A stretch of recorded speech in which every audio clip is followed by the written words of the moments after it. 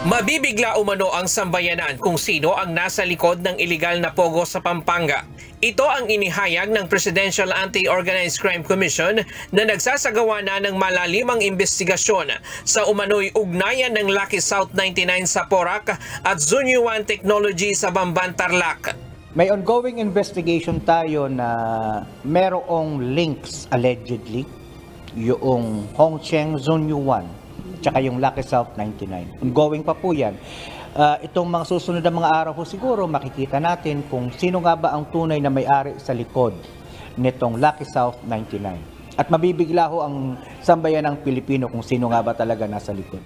Una nang inihayag ng Philippine National Police na isa umano sa incorporator ng Lucky South 99 ay konektado rin sa pogo sa Bamban.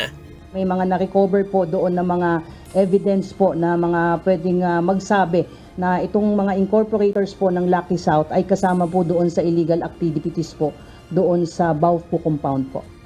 Isa rin sa sinisilip ng PNP kung bakit nakakapag-operate pa ang Lucky South 99 gayong paso ang lisensya nito.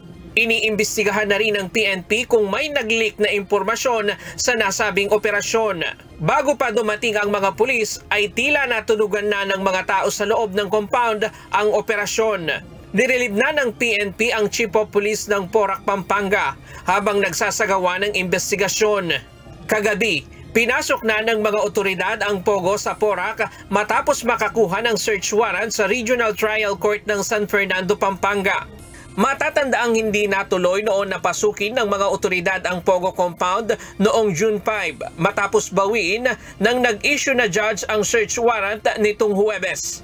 Ryan Lacanlale, UNTV News and Rescue.